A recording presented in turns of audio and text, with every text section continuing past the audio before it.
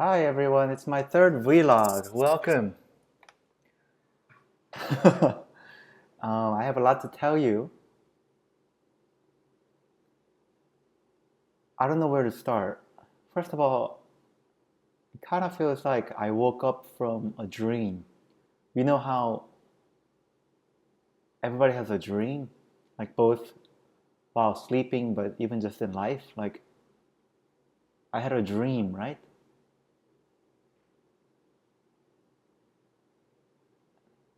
And I'm not saying that I want to forever give up on having dreams, but I guess as of last month, as I started realizing what kind of a situation that I put myself into, which is a very dire situation.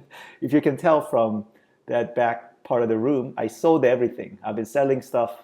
I'm gonna get out of here. This very overpriced apartment. I sold all my workout equipment, all my furniture. I hope I can get rid of everything in a couple of months. But anyways, back to what I was saying. It's kind of like I feel it feels like I woke up from a dream. Like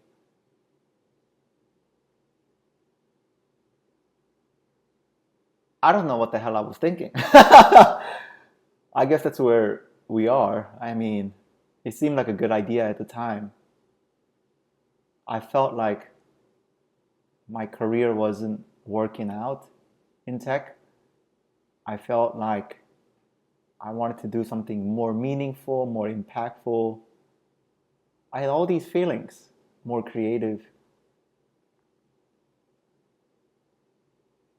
But all I'm saying is I didn't have to do that by sacrificing what I had built up to that point, which was my tech career, which was very precious on its own. So I keep going back to that.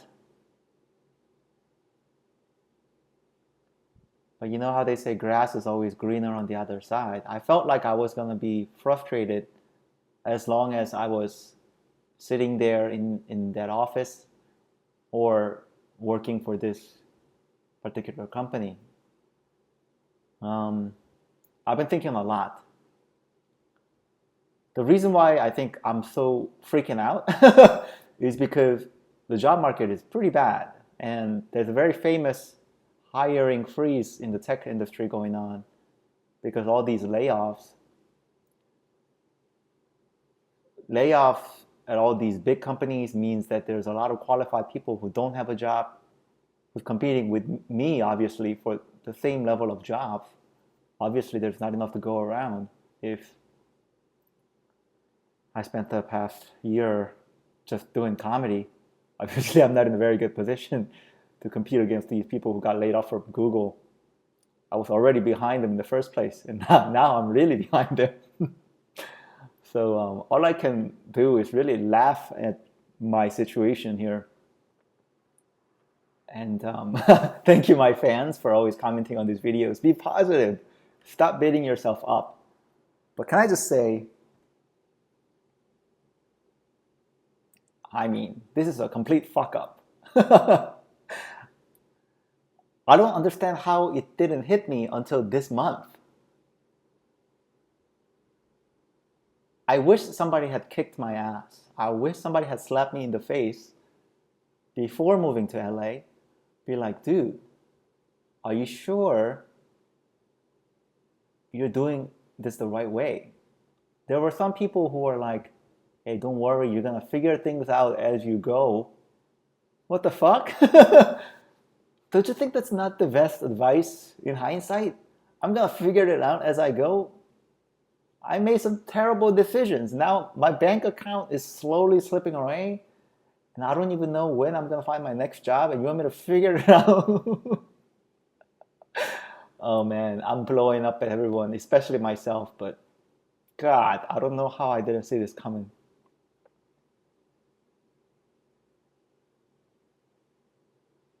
It's just a perfect storm of comedy not leading to good income, income slowly disappearing, and job market being terrible. I mean, if I had put any thought into my stability, which I didn't, which I still don't, I'm finally getting the hang of it.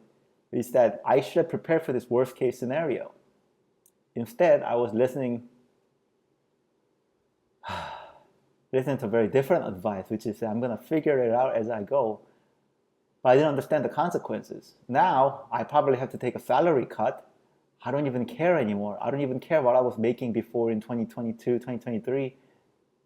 I mean, this salary cut is going to be pretty bad. I feel like at least like, I don't even care, like 30 to 40% of what I was making. So this is a huge pay cut. Second is, all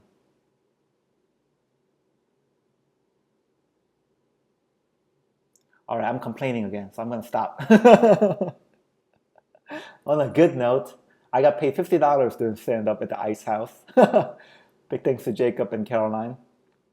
That's the biggest paycheck I've seen from comedy. Aside from other independent shows by Yvonne and Andrew, who've been very kind, they gave me, I think, $30 per show, which has been great. I moved here to LA and made about $100 total after investing about, I don't know, don't ask me, $100,000 for this move and all this rent and everything, all these open mics. So let's say, what's the ROI on that? $100 earned over 12 years after investing $100,000. That's 0.01%. I think I could have made more money homeless, begging for change over the last 12 years. Right? Let's do that calculation. Let's say I earn a dime every day. That's 30 dimes a month. That's 30 dimes. How much is that? $3? I can't do math. $3, right? 30 dimes. Am I right? I think so. Anyways, $3 per month, 12 months a year. So that's $36 a year times 12. $36 a year times 12. That's already like, wait, I can't do math. I'm a bad Asian. It's like $400, right? All right, you can correct me on that. I don't know, everyone. My head is spinning. Basically, I'm going to treat this as a failed business venture because that's basically what it is.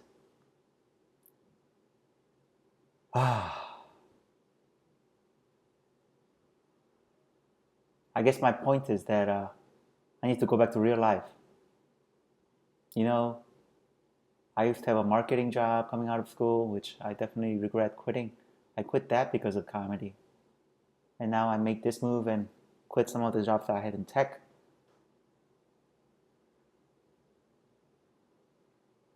And for comedy again. So all these sacrifices that I made for comedy, I've been making very careless moves. I could have done things in tandem, but after time passes, those opportunities don't come back. I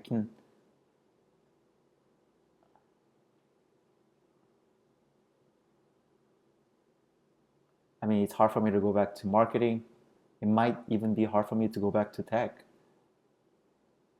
You know, every time I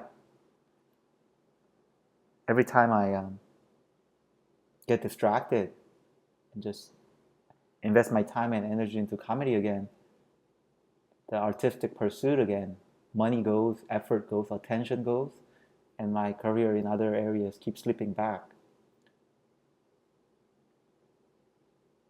And everybody was like, you'll figure it out as you go, but like, so who's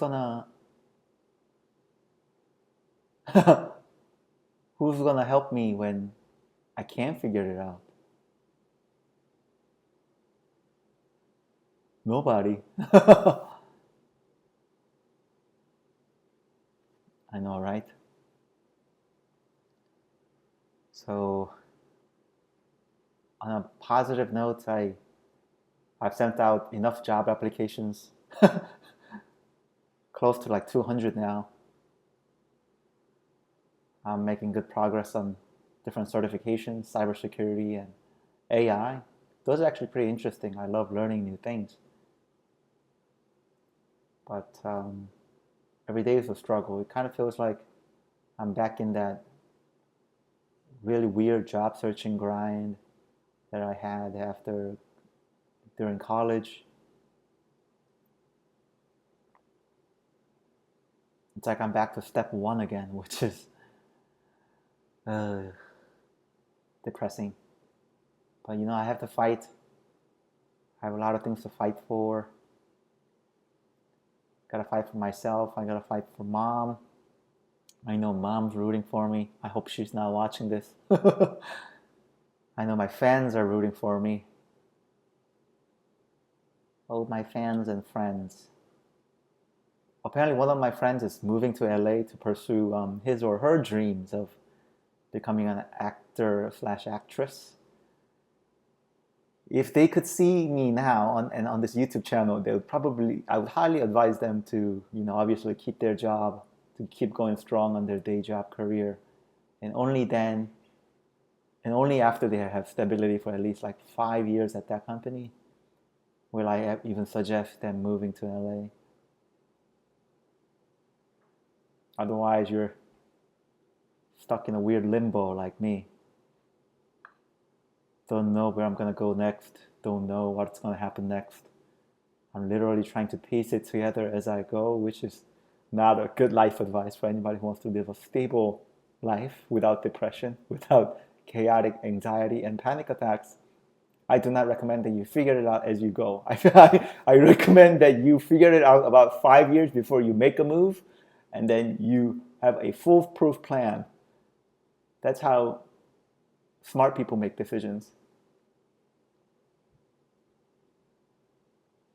I was thinking about that somebody told me recently, somebody who's been in LA for like 10 years, a fellow comedian, he told me that there's a lot of exploitation going on in Hollywood in general. I wasn't sure if it applies to comedy, so I was like, wow, that's interesting. That's interesting how Dan Schneider exploited those kids, or it's interesting how those actresses have to flip with his casting directors. Turns out that the comedy industry, there's a lot of exploitation as well. I've been talking about that a lot. But you know who got exploited the most? It's naive people like me. You know, think about all the money that these producers and club owners made. Not just me, but having multiple versions of me, because I was easy to entice into that world, right?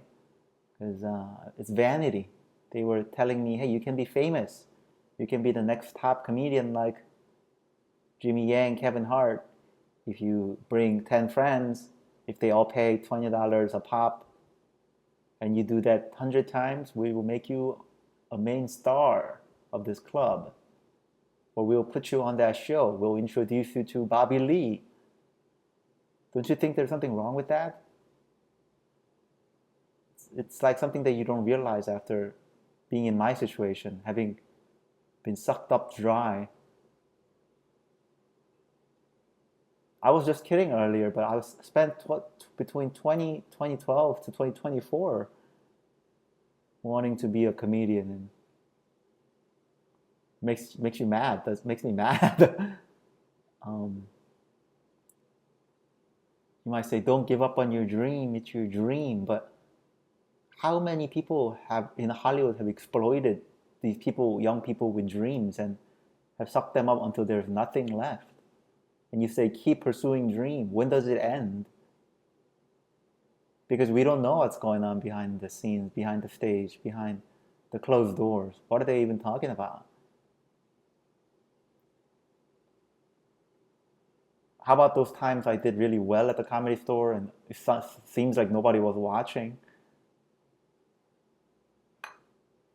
Those times I did well at the Improv or Laugh Factory, it felt like something was going to happen and then nothing happened afterwards.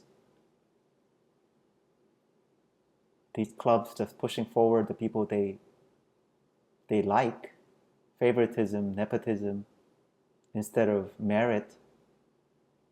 And you're supposed to go back there every day, every week, hoping for one more chance to get picked out of the bucket. I don't know. Don't listen to me if I'm making you depressed. But that's how I feel now.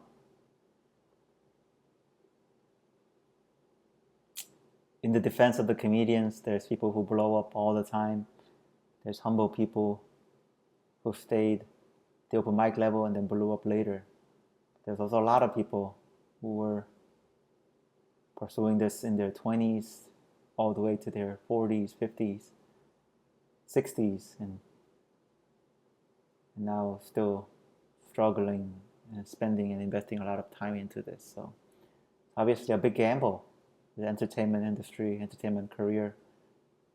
It's the kind of gamble where I have no idea if it's going to have any payoff later in my life. I can only pray that it does, but I have no idea when, and it's probably not going to happen anytime soon. That's the way I feel, and the way I structured my life was always immature, just terrible. Just I should never have quit those jobs, marketing or tech. I kept doing it. I kept being enticed by comedy. I'm going to be a full-time comedian. What are you doing? There's no money in this unless you're famous. That's enough ranting for today, everyone. Bye.